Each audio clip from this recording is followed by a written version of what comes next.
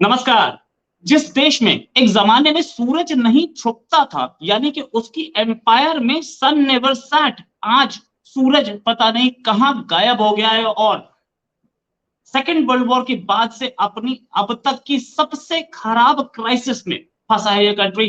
Prime minister Liz Truss, यानी कि Britain की प्राइम मिनिस्टर लिज ट्रस ने महज 44 दिन में इस्तीफा दे दिया। और इस्तीफे के कारण क्या था?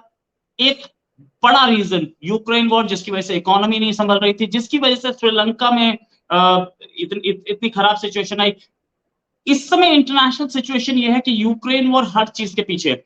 यूक्रेन वॉर यहां भी थी बीच में, और लिज ट्रस से संभला नहीं। लिज ट्रस अभी कुछ दिन पहले या 2 दिन पहले ही बोल रही थी कि मैं एक फाइटर हूं और मैं 1 साल तक यहां बैठी हूं, क्योंकि जिस समय एक प्राइम मिनिस्टर आता है और अपना वो कॉन्फिडेंस लेता है, उसके 1 साल बाद तक दोबारा नहीं आ सकता कॉन्फिडेंस वोट। उनको यकीन था कि 1 साल तक मैं प्राइम मिनिस्टर हूं, सबको बोल रही थी कि 1 साल तक मैं प्राइम मिनिस्टर हूं, लेकिन उससे पहले अपनी ही पार्टी के जो वहां पे एक जो ओम्बड्समैन या जिसे बोलते हैं एक ऐसा लीडर होता है जो कि नजर रखता है, वो उस लीडर ने बोला कि आपकी वजह से हमारी पार्टी बदनाम हो रही है, अब इस्तीफा दे दीजिए, और मैडम ने इस्तीफा दे दिया। अब 1 हफ्ते में नया इलेक्शन होना है। इस इलेक्शन में बड़े सारे लीडर्स हैं, उसमें से 2 जो हैं इंडियन ओरिजिन के। इन दो, अब ये दूसरा कौन है ये भी आपको बताऊंगा, और पहला कौन है ये तो आप जानते ही होंगे, ऋषि सोनक नाम है। बड़ी स्ट्रांग लीडर थी, लेकिन बड़ी स्ट्रांग लीडर के साथ प्रॉब्लम ये थी कि उनकी जो कैबिनेट थी उसमें जो लोग थे, उनके जो दोस्त थे, उनके जो अपने लोग, वो अच्छा काम नहीं कर पाए, या बोलिए कि परफॉर्म नहीं कर पाए। 44 दिन कम होता है परफॉर्मेंस के लिए, लेकिन उनकी अपनी जो इमीडिएट चीजें थी वो भी नहीं हुई। फाइनेंस मिनिस्टर ने मिनी बजट दिया जो कि बिल्कुल खराब था, जिसको लोगों ने हाथों हाथ नहीं लिया, और फाइनेंस मिनिस्टर को इस्तीफा देना पड़ा। उसके बाद उनकी अपनी होम फाइनेंस मिनिस्टर मतलब फाइनेंस सेक्रेटरी, उधर बोला जाता है चांसलर एक्सचेकर, उन्होंने इस्तीफा दिया, वो थैंक यू हो गए। फिर उसके बाद होम सेक्रेटरी, उन्होंने भी इस्तीफा दिया, उन्होंने इंडिया पे एक कमेंट किया था, और भी बहुत सारी प्रॉब्लम्स थी। इंडिया पे एक कमेंट कर दिया था कि इंडियंस यहाँ आ जाते हैं और आकर के यहाँ पर टिकी जाते हैं। वो ऐसे कमेंट को ठीक से नहीं लिया गया, इंडिया से रिलेशंस खराब होने की नौबत आई। साथ में और भी बहुत सारी चीजें इसमें फंसी थी।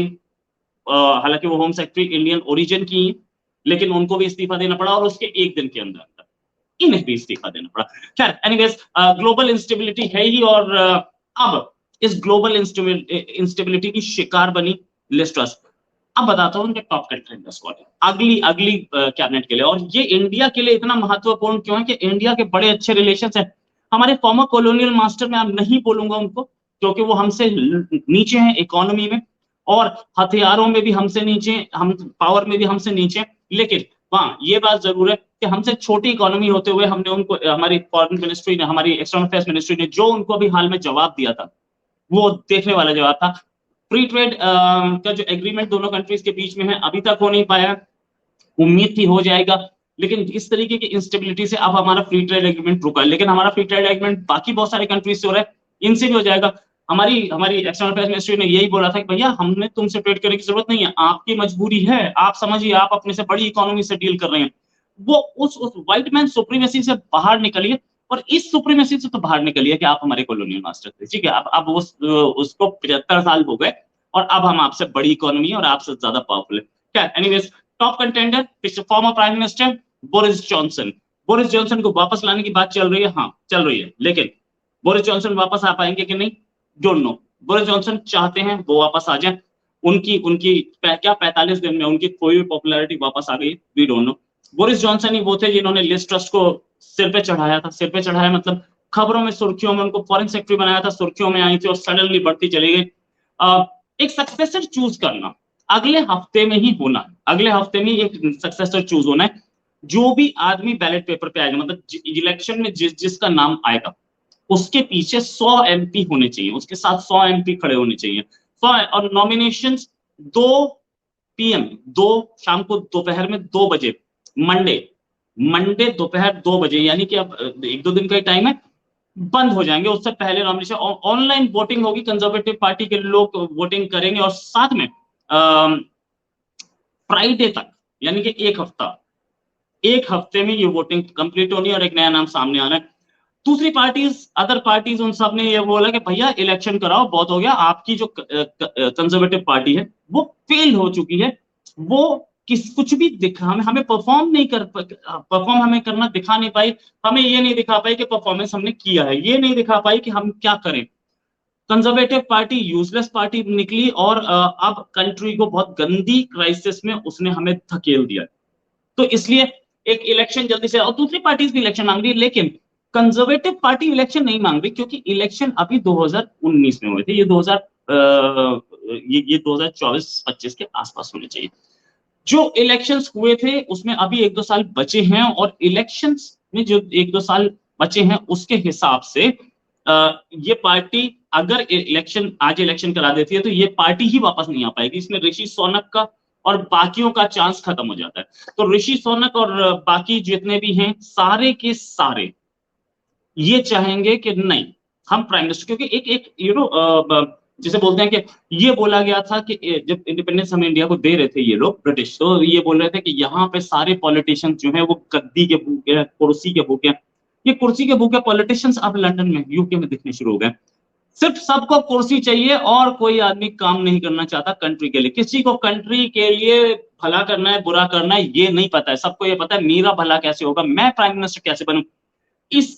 ये सारे के सारे जो प्राइम मिनिस्टर बनना चाहते हैं, भी गवर्नमेंट सामने खड़ी है, इसके सबके सब लगे हैं अपने काम में, सबके सब इस चक्कर में लगे कि कैसे मैं प्राइम मिनिस्टर बन जाऊं। अच्छा, ये केमी एक एक इनके नेता हैं केमी बेडेनच, अगर मैं सही बोल रहा हूं तो बेडेनोच, केमी बेडेनोच, जो कि secretary of state for international trade, president and board of trade, ये मैडम है। ये जो है केमी, ये अगर बनी प्राइम मिनिस्टर तो यूके की पहली ब्लैक अश्वेत महिला होंगी जो कि यूके की प्राइम मिनिस्टर बनेंगी। अच्छा, अब यूके की पोजीशन ये आ गई कि जिन कंट्रीज पे ये रूल करते थे उनके लोग इनके कंट्री में अच्छी पोजीशंस पे, स्ट्रॉन्ग पोजीशंस पे हैं, इनका चांस भी बनता है। सबसे ज्यादा चांस बोरिस जॉनसन का और ऋषि सोनक का है। सबसे ज्यादा वैसे ऋषि सोनक का है, क्योंकि ऋषि सोनक पिछली बार सिर्फ सेकंड आए थे, उनसे ऊपर ये मैडम थी। शायद कलर का रेस का मामला था, जो भी मामला था, लेकिन वो लीड कर रहे थे एंड तक, वो फाइनल मोमेंट पे गए। ऋषि सोनक के बाद अब दोबारा ऋषि सोनक को वो कैंपेन चल रहा था, वो कैंपेन अभी गया नहीं है, गायब नहीं हुआ है, हालांकि मोमेंटम लो पकड़ा है। इलेक्शन में पता चलेगा क्या होगा। साथ में बोरिस जॉनसन वो फॉर्मर प्राइम मिनिस्टर रहे हैं और काफी लंबे अरसे तक प्राइम मिनिस्टर रहे, 2-3 साल प्राइम मिनिस्टर रहे, तो उससे हम मान सकते हैं कि उनका एक अच्छी पकड़ होगी अपनी पार्टी पे। और अभी 45 दिन पहले ही वो हटे थे, तो उनकी पार्टी पे पकड़ होगी, वो एक टफ कंटेंडर होंगे, इसमें कोई शक नहीं। साथ में ये सुबेला ब्रेवोमैन, ये वही मैडम है जिन्होंने अभी कुछ दिन पहले इंडिया के लोगों को बोला था कि वो आ जाते हैं और यहाँ पर आकर रुक जाते हैं। ये इंडियन ओरिजिन की है, फादर भी पीछे से इंडियन है और मदर भी पीछे से इंडियन है, और ये इंडिया के खिलाफ बोल रही थी, और ये बोल रही थी मुझे मुझे फख्र है उस ब्रिटिश लेगेसी पे जिसने पूरी दुनिया पे रूल किया। खैर जो बोले, ये दूसरी इंडियन ओरिजिन की, और पता नहीं ये बनेंगे या ऋषि सोनक बनेंगे। दोनों के दोनों को ये दिखाना पड़ेगा कि हम इंडियन नहीं, हम ब्रिटिश, तो इसलिए ये इंडिया के लिए कोई सॉफ्ट या इंडियंस के लिए कोई सॉफ्ट कॉर्नर रखे, मुझे उनसे, इन दोनों से कोई उम्मीद नहीं। लेकिन हाँ है ये भी एक। फिर एक और है ब्रैंडन लुइस, जो कि इस समय चांसलर एक्सचेकर है, मतलब फाइनेंस मिनिस्टर है। इनका नाम भी बहुत अच्छा चल रहा है, लेकिन अब कौन कौन भरेगा नॉमिनेशन ये तो देखना पड़ेगा। कौन बनेगा ब्रिटेन का प्रधानमंत्री? ऋषि सोनक पे मेरी या पूरे इंडियंस की नजर ऋषि सोनक पे रहेगी, क्योंकि वो इंडियन ओरिजिन के। इस सुबेला पे तो बिल्कुल नहीं, इसमें इन पर बिल्कुल नहीं होगा, क्योंकि पूरा इंडिया इनको पसंद नहीं करता। हाँ, ऋषि सोनक एक ऐसे आदमी है जिनकी वाइफ फर्स्ट जनरेशन यहाँ पे इंडियन थी, फर्स्ट जनरेशन है वहां पे। दूसरी चीज, अभी भी इंडियन पासपोर्ट है उनकी वाइफ। ऋषि सोनक खुद एक बड़ी जैसे बोलते हैं बड़े फेमस आदमी हैं, और वो काबिलियत अपनी दिखा चुके हैं एज चांसलर एक्सचेकर, मतलब फाइनेंस मिनिस्टर। कोविड के टाइम पे उनकी पॉलिसी से इंडिया बहुत इत्तेफाक रखता है, और दूसरी चीज वो काबिलियत रखते हैं कि वो ब्रिटेन को इससे बाहर निकाले, इस क्राइसिस से बाहर निकाले, खासतौर से इकोनॉमिक क्राइसिस। ब्रिटेन की इकोनॉमिक क्राइसिस इतनी खराब है कि पाउंड और डॉलर का रेशियो बिगड़ता जा रहा था, पाउंड और डॉलर एक पैरेलल पे आ गए थे, और सुबेला के इस समय अभी जो लिस्ट ट्रस्ट ने डिजाइन किया उस समय थोड़ा सा पाउंड बेटर हुआ, और पाउंड की सिचुएशन वैसे तो बड़ी खराब थी, नो डाउट अबाउट इट, और पूरी इकोनॉमी में इस समय क्योस मचा हुआ है। इकोनॉमी नहीं, पूरी कंट्री में क्योस मचा हुआ है, और इस क्योस से निकलने के लिए कोई एक ऐसा प्राइम मिनिस्टर चाहिए होगा जो कि स्टेबिलिटी दे। और ब्रिटेन स्टेबिलिटी के साथ साथ बहुत सारी चीजें और चाह रहा है, इन्वेस्टमेंट्स चाह रहा है, इन्वेस्टमेंट्स इंडिया से आ सकती हैं, इंडिया में वो इन्वेस्टमेंट कर रहे हैं और इंडिया उनके अंदर इन्वेस्टमेंट कर रहा है। दिस इज, इसे बोलते हैं कि दोनों इकोनॉमीज एक दूसरे पर इंटरडिपेंडेंट हो रही हैं। अभी ये पिछले वाले बोरिस जॉनसन यहाँ आए थे, जेसीबी मशीन पे खड़े थे, तो इंडिया से रिलेशंस किसी वाइट के ज्यादा अच्छे हो सकते हैं। ऋषि सोनक के और सुबेला के कितने होंगे आई डोंट नो, बट अगला प्राइम मिनिस्टर जो होगा उस पर डिपेंड करेगा हमारा फ्री ट्रेड पैक्ट जो कि हम चाह रहे हैं, फ्री ट्रेड पैक्ट हो पाएगा कि नहीं, ये भी एक बड़ी चीज है। साथ में ये भी एक इंपॉर्टेंट चीज है कि इससे अगला प्राइम मिनिस्टर जो भी होगा, क्या वो इस क्राइसिस से, बड़ी गंदी क्राइसिस है, इससे बाहर निकाल पाएगा ब्रिटेन को कि नहीं। इसी के साथ एक और खबर के साथ फिर हाजिर होंगे। नमस्कार, जय हिंद।